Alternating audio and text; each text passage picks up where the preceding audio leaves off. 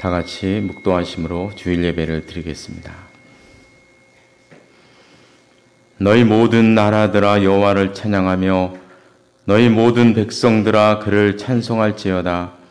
우리에게 향하신 여호와의 인자하심이 크고 여호와의 진실하심이 영원함이로다. 아멘.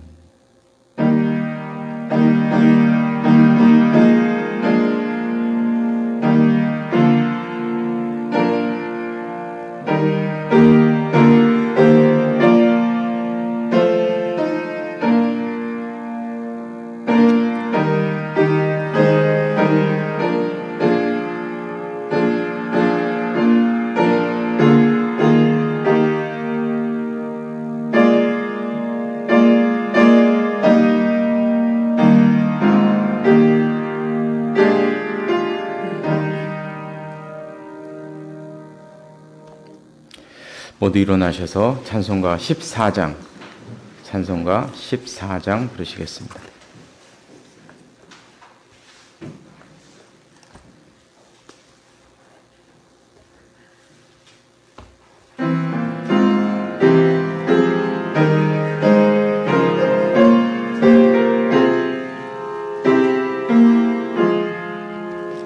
주리 하나님 하늘에 계시니 온 천하 만민 주 앞에 찬송하세. 이 천지 만물도 주 앞에 엎드려 그 거룩하신 이름을 늘 높이네. 주 언약하신 것 끝까지 지키니 저 하늘나라 향하여 곧 가리라. 주 얼굴 배울 때 내 맘이 기쁘고 영원히 주의 영광을 찬양하리. 왕의 왕 되신 주 하늘에 계시니 이 세상 죄악이 기신 구주 예수. 저 천군 천사들 중의하고서 물성도 함께 영원히 늘 섬기네.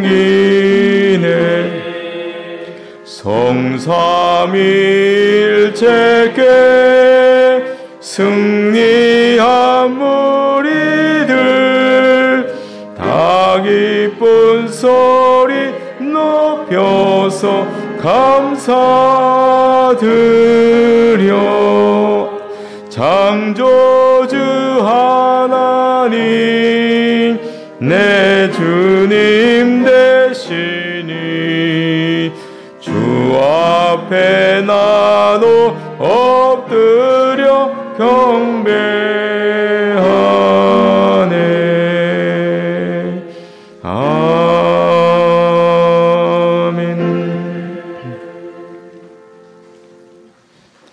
교동문은 37번입니다. 교동문 37번 시편 91편 말씀입니다. 지존자의 은밀한 곳에 거주하며 나는 여호와를 향하여 말하기를 그는 나의 피난처요 나의 요새요 내가 의뢰하는 하나님이라 하리니. 이는 그가 너를 새 사냥꾼의 용궁에서와 심한 전염병에서 거두실 것이니라. 그가 너를 그의 깃으로 덮으시리니 너가 그의 날개 아래에 피하리로다. 그의 진실함은 방패와 손방패가 되시나니 1000명이 내 왼쪽에서 10,000명이 내 오른쪽에서 엎드러지나 이 재앙이 내게 가까이 하지 못하리로다. 그가 너를 위하여 그의 천사들을 명령하사 내 모든 길에서 너를 지키게 하시니라. 하나님이 이르시되 그가 나를 사랑한즉 내가 그를 건지리라. 그가 내 이름을 안즉 내가 그를 높이리라. 다 같이 사도신경으로 신앙 고백하시겠습니다. 나는 전능하신 아버지 하나님 천지의 창조주를 믿습니다. 나는 그의 유일하신 아들 우리 주 예수 그리스도를 믿습니다. 그는 성령으로 잉태되어 동정녀 마리아에게서 나시고 본디오 빌라도에게 고난을 받아 십자가에 못 박혀 죽으시고 장사된 지 사흘 만에 죽은 자 가운데서 다시 살아나셨으며 하늘을 오르시어 전능하신 아버지 하나님 우편에 앉아 계시다가 거기로부터 살아있는 자와 죽은 자를 심판하러 오십니다. 나는 성령을 믿으며 거룩한 공교회와 성도의 교제와 죄를 용서받는 것과 몸의 부활과 영생을 믿습니다. 아멘. 자리에 앉으시기 바랍니다. 오늘 주시는 하나님의 말씀은 구약성경 민수기 20장 말씀입니다.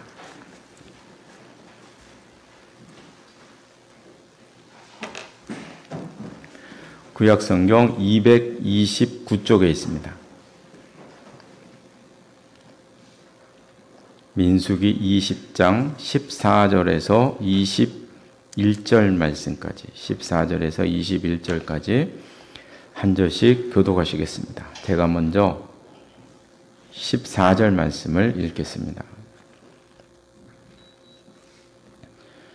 모세가 가데스에서 에돔 왕에게 사신을 보내며 이르되 당신의 형제 이스라엘의 말에 우리가 당한 모든 고난을 당신도 아시거니와 우리 조상들이 애굽으로 내려갔으므로 우리가 애굽에 오래 거주하였더니 애굽인이 우리 조상들과 우리를 학대하였으므로 우리가 여호와께 부르짖었더니 우리 소리를 들으시고 천사를 보내사 우리를 애굽에서 인도하여 내셨나이다. 이제 우리가 당신의 변방 모퉁이 한 성읍 가데스에 있사오니 청하되 우리에게 당신의 땅을 지나가게 하소서. 우리가 가토나 초원으로 지나가지 아니하고 우물물도 마시지 아니하고 왕의 큰 길로만 지나가고 당신이 지경에서 나가기까지 왼쪽으로나 오른쪽으로나 치우치지 아니하리이다 한다고 하라 하였더니 에돔 왕이 대답하되 너는 우리 가운데로 지나가지 못하리라. 내가 칼을 들고 나아가 너를 대적할까 하노라. 이스라엘 자손이 이르되 우리가 큰 길로만 지나가겠고 우리나 우리 중심이 당신의 물을 마시면 그 값을 낼 것이다. 우리가 도구로 지나갈 뿐인즉 아무 일도 없으리이다. 그는 이르되 너는 지나가지 못하리라 하고 에돔 왕이 많은 백성을 거느리고 나와서 강한 손으로 막으니 에돔 왕이 이같이 이스라엘이 그의 영토로 지나감을 용납하지 아니하므로 이스라엘이 그들에게서 돌이키니라. 아멘. 이 말씀 위에 하나님의 은혜가 함께 하시기를 바랍니다. 우리가 2주 전에는 무리바라는 곳에서 일어난 사건을 보았습니다. 20장 1절에서 13절에 나와 있는 이제 사건인데요. 무리바가 신광야에 있었습니다. 신광야에 있어서 여기서 이제 있었던 사건을 우리가 보았었는데요. 이때 이제 백성들이 물이 없어서 모세를 크게 원망을 했습니다. 그래서 이 사건으로 인해서 이제 모세와 아론은 참 안타깝게도 그렇게 꿈에도 그리던 가나안 땅에 들어가지 못하는 벌을 받게 됩니다. 그 사건이 무리바 사건이었는데요. 이때 무리바에서 있었던 그 물이 없어서 항의했던 이 장면을 보면 민수기 13장에서 우리가 봤던 그 정탐꾼 이야기, 우리가 너무나 잘 아는 12명의 정탐꾼을 보내었던 그때 이야기와 아주 비슷합니다. 그때는 이제 이 가데스 바네아라는 곳에 있었어요. 뭐 옆 동네니까요. 지금은 신강야, 지금 가데스 바네아. 이 가데스 바네아라는 곳에서 12명의 정탐꾼을 이쪽으로 이렇게 보냈잖아요. 이 정탐의 길이었거든요.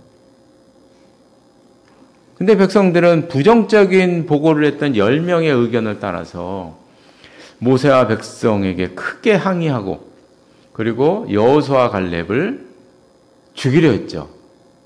거의 뭐 폭동 수준의 그 반란을 일으켰던 사건이 민수기 13장에 이 가데스 바네아라는 곳에서 있었습니다. 지금 이 무리바에서도 마찬가지로 비슷한 폭동이 또 한 번 일어난 것입니다. 근데 이 사건이 대단히 아쉬운 것은 지금 하나님께서 약속하신 40년이 다 지났기 때문에 아쉬운 것입니다. 그러니까 이 가데스 바네아에서 일으켰던 이 폭동 사건과 지금 신광야에서 오늘 본문에서 일어났던 이 무리바, 오늘 본문 앞에 있는 그 사건, 물 없어서 일으켰던 폭동과 사실 이 두 사건 사이에는 40년이라는 시간 간격이 존재하거든요. 40년이 흐른 것입니다. 하나님께서 정탐꾼 사건으로 이스라엘이 가나안 땅에 들어가지 못하고 40년 동안 광야에서 떠돌 것이다 이렇게 하나님이 말씀하셨습니다. 이제 그 약속하신 40년이 다 지난 거예요. 이 오늘 보면 20장의 시절에서는 지금 40년이 다 지난 것입니다. 그 40년 동안 이스라엘 백성들은 이 광야에서 정말 힘들게 살아왔거든요. 여기 보면 이게 동글동글 이게 빙글빙글 뭐 어디 갈 데 있나요? 그렇죠? 다 여기서 이렇게 도는 거죠. 빙글빙글 돌면서 무려 40년을 그렇게 힘겹게 살아왔습니다. 이제는 하나님이 약속하신 40년이 끝났기 때문에 가나안 땅으로 들어가면 됩니다. 여기 신광야에서 여기로 들어가면 요거 바로 여기가 경계선이거든요. 여기 들어가면 가나안이거든요. 바로 들어가면 되는 겁니다. 이제 40년 지났으니까. 그런데 안타깝게도 이 가나안 땅을 꿈에 그리던 가나안 땅을 코앞에 두고 40년 동안 그렇게 고생을 했는데 이 40년 끝 마무리에 또 다른 폭동이 일어나게 된 것입니다. 네, 참 아쉽죠. 네, 아쉬운 사건입니다. 이런 상태로는 가나안 땅에 들어갈 수가 없죠. 어떻게 들어가겠습니까? 지금 이 헤브론 땅에는 이쪽에는 전에 본 것처럼 아낙 자손이라는 거대한 거인 민족이 살고 있거든요. 거대한 민족, 골리앗 같은 사람들이 이곳에서 살고 있었습니다. 그러니까 지금의 상태로서로 이 아낙 자손을 상대할 수가 없죠. 어떻게 상대하겠습니까? 그러니까 이제 모세는 할 수 없이 들어가지 못하고 옆에 길로 가게 됩니다. 우리가 이제 요때 이 고대 이스라엘의 그 길을 보면 크게 두 개의 길이 있었어요. 어느 길이 있었냐면 하나는 바로 이 지중해 길이 있었어요. 팔레스타인의 길이라는 이 길이 있었어요. 팔레스타인 사람들이 산다 그래서 그 길의 이름이 그렇습니다. 팔레스타인의 사람들의 길. 또 하나가 있었는데 그거는 이 사해를 여기 사해인데 사해를 끼고 돌아가는 길이 있었어요. 이렇게 들어가는 요 길이 있었습니다. 이 길의 이름은 왕의 대길 그래가지고 주로 저 아시아에 있던 민족이 애굽으로 쳐들어오거나 큰 이제 사업을 하기 위해서 사람들이 행상을 꾸려서 에집트로 가려면 이 길로 갔어요. 그래서 왕의 길이라고 합니다.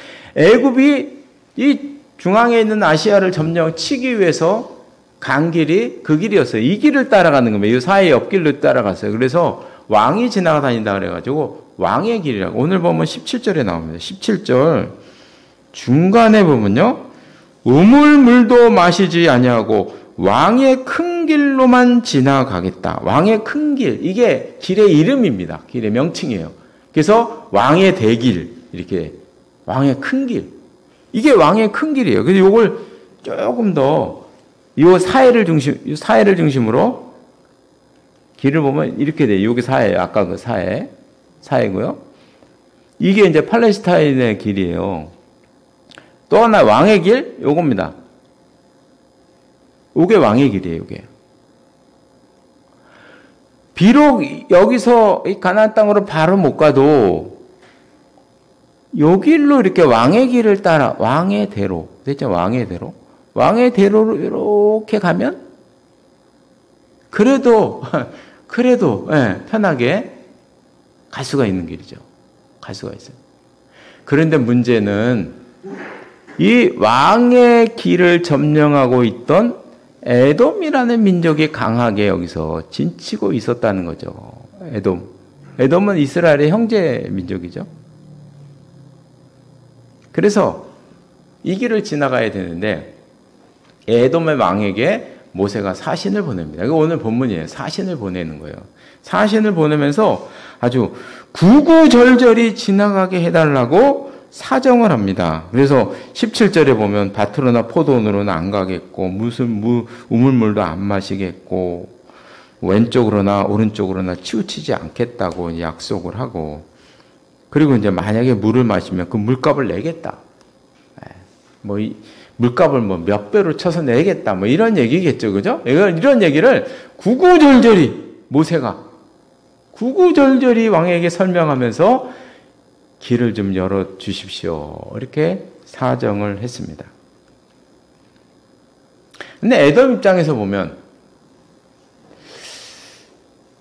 열어줘야 되나요? 어느 민족이 길을 순순히 열어주겠어요? 이거 열어달라는 얘기가 옛날 우리나라 임진왜란 할 때 일본이 우리나라 했던 얘기잖아요. 그죠? 똑같잖아요. 길을 열어주시오. 우리는 명을 치겠습니다. 이거잖아요. 예. 어떻게 내줍니까, 이거를? 예, 내줄 수가 없죠. 그래서 당연히 거절합니다. 절대로 안 된다고 거절을 하고야 말았습니다. 전 여기서 이런 생각을 해봅니다. 만약에 이스라엘 민족에게 힘이 있었다면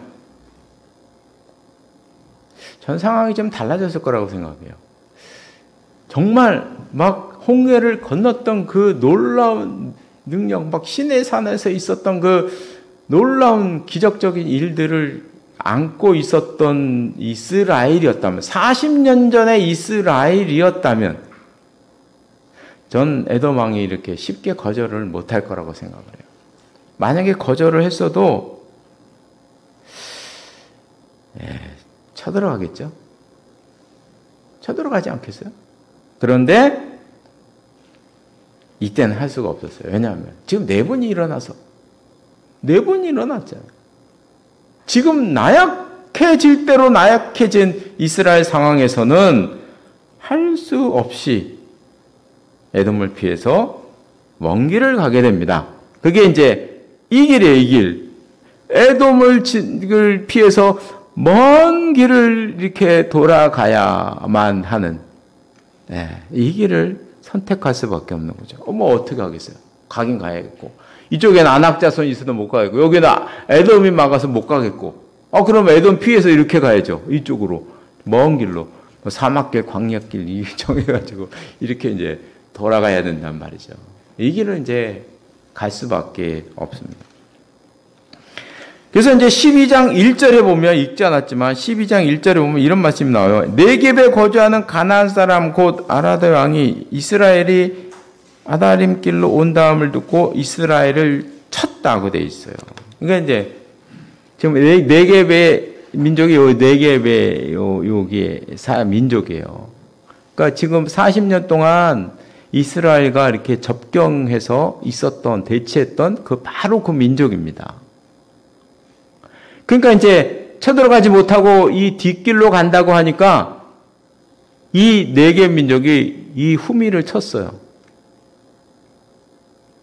지금 이스라엘이 그냥 그 안에 내분이 일어나고 힘이 없어지니까 이제 뭐 동네북이 되는 것입니다. 여기서 얻어맞고 저기서 얻어맞고 에돔 왕에게 거절당하고 네겝에게 후미를 이제 공격당하고 이러면서 이제 지나가게 되는 거죠. 그리고 21장 4절에 보면 백성이 호르산에서 출발하여 홍해길을 따라 에돔 땅을 우회하려 하였다가 길로 말미암아 백성의 마음이 상하니라. 이제 모세가 방향을 틀어서 이쪽으로 이렇게 가게 됐네요. 홍해길로 이렇게 가게 됐네요. 그러니까 백성들이 또 한 번 원망하는 것입니다. 아니 좋은 길 놔두고 왜 일로 갑니까? 우린 지금 물이 없어 죽겠는데 먹을 것도 없어 죽겠는데 왜 이렇게 먼 길로. 이 먼 길은요, 이게 산지예요. 산지. 이게 다 산지입니다. 산지. 여기가 아주 거친 산지. 이 길을 우리가 또 어떻게 갑니까? 이렇게 이제 원망을 하는 것이죠. 알고 보면 자기들 때문에 이러는 건데. 그렇잖아요. 그죠? 네. 자기들 때문에 이렇게 가는 거잖아요. 근데 또 원망을 합니다. 우리가 이제 지난달부터 민수기 말씀을 보고 있는데요. 이 민수기 말씀은 이스라엘 백성들이 40년 동안 광야 생활하는 것을 이제 말씀하고 있는 게 민수기입니다. 근데 사람들은 이 광야 생활을 우리들의 인생길, 삶과 많이 비교를 하죠. 목사님들이 많이 비교를 합니다. 광야의 삶이 바로 우리의 삶이다. 우리의 삶을 나타내는 것. 이런 말씀을 많이 하십니다. 이스라엘이 광야에서 수많은 문제들을 만난 것처럼 우리도 살아가면서 많은 문제를 만나고 이스라엘 민족이 문제 앞에서 무너져 내린 것처럼 우리 인생도 살다 보면 큰 좌절을 겪을 때도 있고 마치 이스라엘이 광야를 걸어가는 것 마냥 우리도 우리의 삶도 광야를 걸어가는 것이다. 네, 말씀을 하시죠. 그래서 민수기가 우리에게 말씀하시는 것은 주제는 한 가지입니다. 광야에서 믿음 있는 사람은 어떻게 살아야 하는가? 이걸 우리에게 알려주고 있어요. 좀 더 말하면 도대체 광야에서 살아가는 우리들이 가져야 할 믿음이라는 게 무엇인가? 믿는 자는 어떻게 살아야 돼? 믿음이 무엇인가? 우리에게 그것을 백성들의 모습을 통해서 알려주신다는 것이죠. 그래서 오늘은 우리가 성찬식을 하는 날이었기 때문에 성찬식을 했기 때문에요. 믿음에 대해서 좀 생각을 해보려고 합니다. 믿음이 무엇이냐. 근데 믿음을 말할 때 보면 사람마다 말하는 게 달라요. 어떤 사람들은 야망을 가져야 한다. 비전을 품고 달려가는 게 믿음이다. 이렇게 많이 얘기하죠. 그래서 예전에 저는 중고등학교 때 제일 듣기 싫은 말이 뭐냐면 보이스 비 앰비셔스. 보이스 비 앰비셔스. 그냥 목사님들이 외부에서 오시면 제가 또 미션 스쿨을 다녔습니다. 명지 중고등학교 다녔는데 그냥 봄 가을로 부흥회를 합니다. 봄 가을로 몇 박 며칠씩 부흥회를 해요. 그럼 오시는 목사님마다 얘기를 해요. 보이스 비 앰비셔스. 이걸 얘기하는 거예요. 야망을 가지라는 야망. 그러면 저는 진짜 듣기 싫었어요. 도대체 야망을 어떻게 가는 것인지, 어떻게 가지는 것인지, 무슨 야망을 내가 가져야 되는지 답은 안 알려줘요. 그냥 무조건 가지래. 예. 너 어떤 분들은 믿음은 하나님께 모든 걸 다 맡겨드리는 것이다. 다 맡겨드려. 너희 행사를, 성경에 나와요. 너희 행사를 하나님께 맡겨버려라.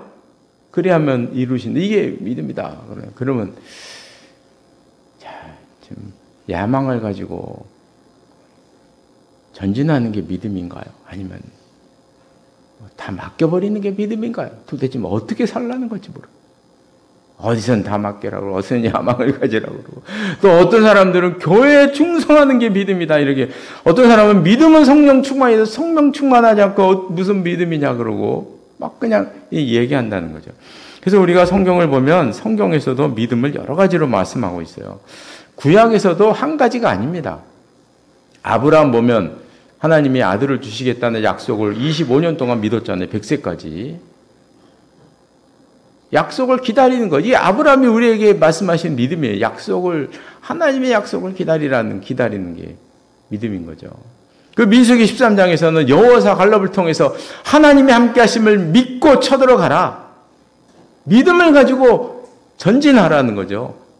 다윗이 골리앗 앞에서 물맷돌 5개를 들고 전진한 것처럼 믿음을 가지고 전진하는 거예요. 이게 또 믿음이라고 얘기하거든요. 근데 또 다른 곳엔 믿음을 다르게 얘기해요. 신명기의 주제는 이거예요. 이스라엘아 들으라 우리 하나님 여호와는 오직 유일한 여호와시니. 신명기의 주제는 믿음은 하나님이 한 분이심을 믿는 것이 믿음이에요. 믿음. 한 분이심을 믿어요. 그러니까 우상을 거부하고 이 모든 것들을 다 거부하며 살아가는 것이죠. 그리고 잠언 시편에서는 여호와를 경외하시는 것이 지식의 근본이고 미련한 자는 지혜와 훈계를 멸시하느니라 이렇게 말씀하셔서 믿음이 뭐냐? 여호와를 경외하는 것이다. 여호와를 경외하며 사는 것이다. 이것이 믿음이라 얘기하죠. 우리가 오늘 봤던 그 영상에서 다니엘서에서는 믿음을 어떻게 얘기하냐? 믿음은 율법을 지키는 것이다. 이렇게 표현하고 있는 거예요. 그러니까 왕의 음식도 거부하죠. 그 우상에 절하는 것도 거부하죠. 기도 못하게 하는 것도 거부하죠. 왜냐? 율법을 지켜야 하니까. 율법을 구절구절 지켜야 되니까. 그래서 율법을 지키는 것이 믿음이다. 신약에서도 또 다르게 얘기죠. 신약에서는 고린도전서 12장 9절에 보면 다른 사람에게는 같은 성령으로 믿음은 우리가 스스로 갖는 게 아니다. 여기서 말하는 믿음은 은사의 믿음을 말하는 은사적 믿음. 은사적 믿음이 또 따로 있어요.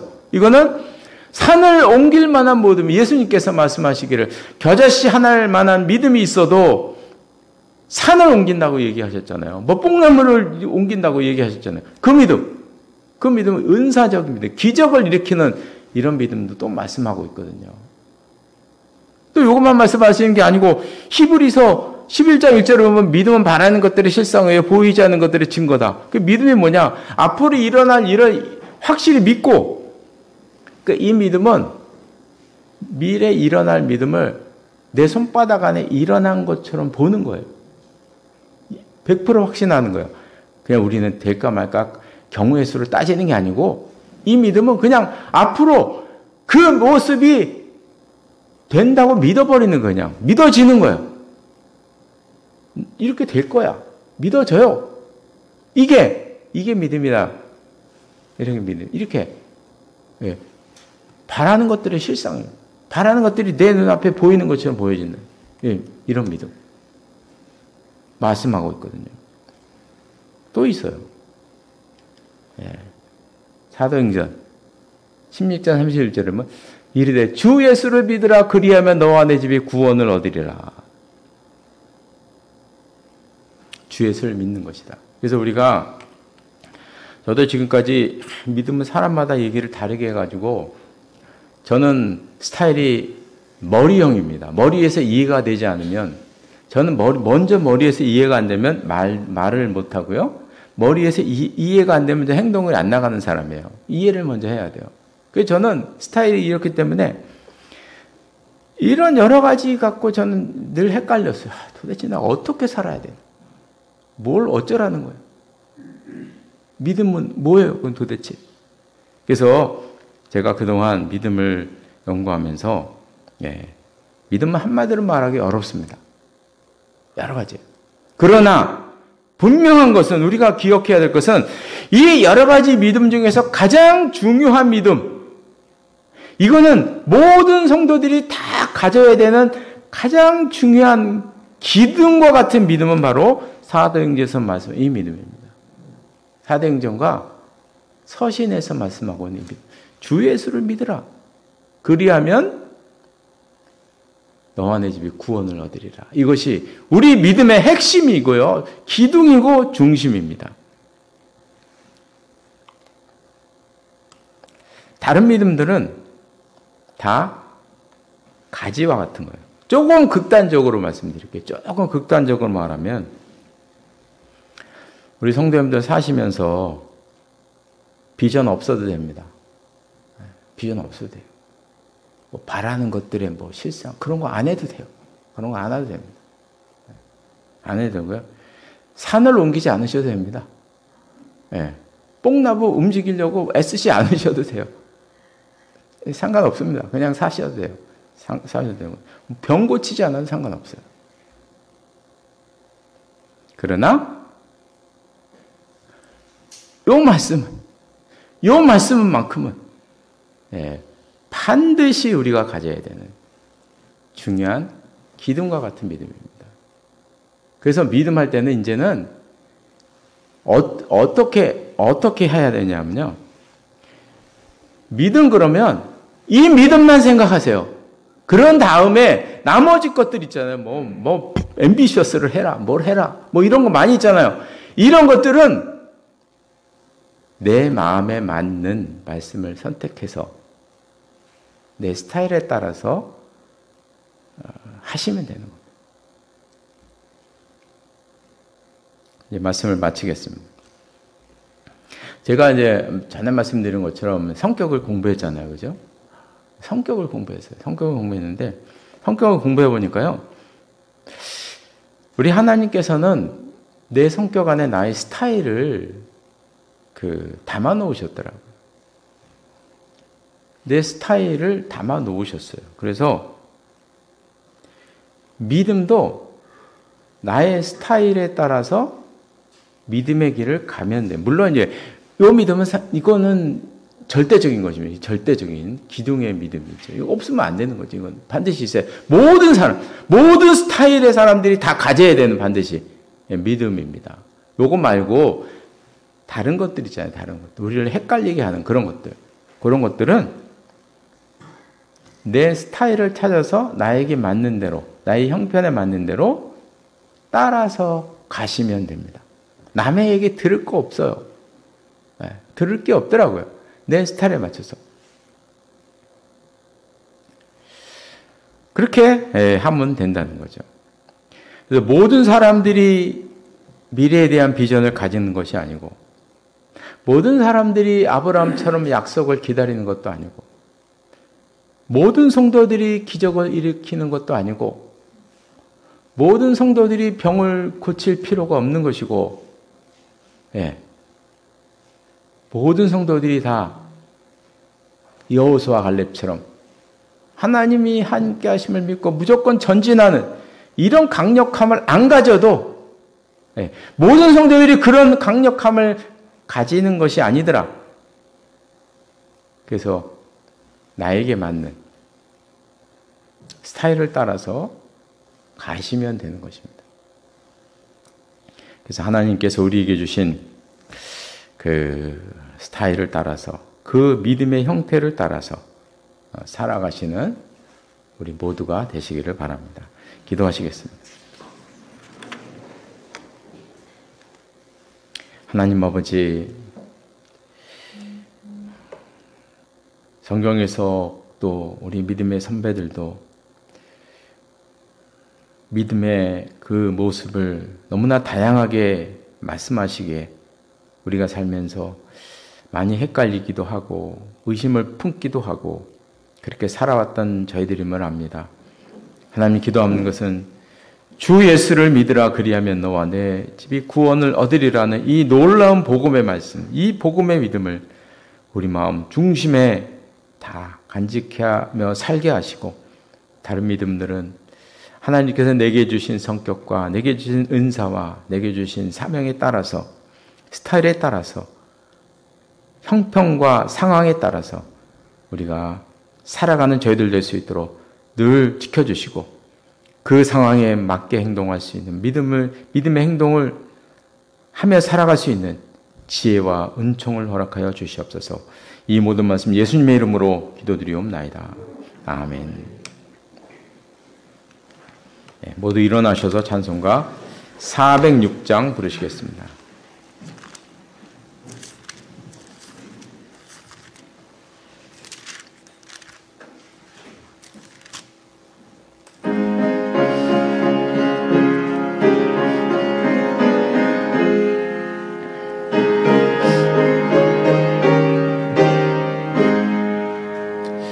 고난 내 영혼 편히 쉴 곳과 풍랑이로도 안전한 포구 폭풍까지도 다스리시는 주의 영원한 팔을 지혜 주의 영원하신 팔 함께 하사 항상 나를 붙드시니 어느 곳에 가든지 요동하지 않음은 주의 팔을 의지함이라.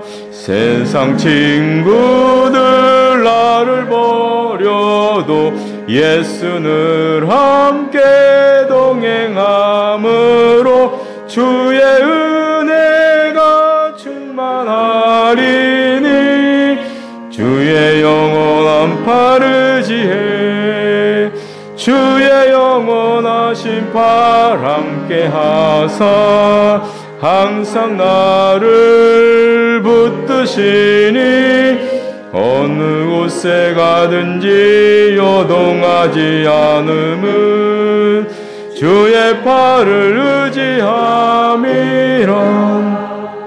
나의 믿음이 연약해져도 미리 예비한 힘을 주시며 위태할 때도 안무하시는 주의 영원한 팔을 지혜 주의 영원하신 팔 함께 하사 항상 나를 붙드시니 어느 곳에 가든지 요동하지 않음은 주의 팔을 의지함이라. 능치 못한 것 주께 없으니 나의 일생을 주께 맡기면 나의 모든 짐 대신 지시는 주의 영원한 팔을 지혜 주의 영원하신 팔 함께 하사 항상 나를 붙드시니 어느 곳에 가든지 요동하지 않음은 주의 팔을 의지함이라. 기도하시겠습니다. 지금은 우리 주 예수 그리스도의 은혜와 하나님 아버지의 극진하신 사랑하심과 성령의 교제하심과 교통하심이 이 자리에 나와 예배드린 귀한 하나님의 사람들과 가정과 기업 위에 항상 함께 하시기를 간절히 축원하옵나이다. 아멘.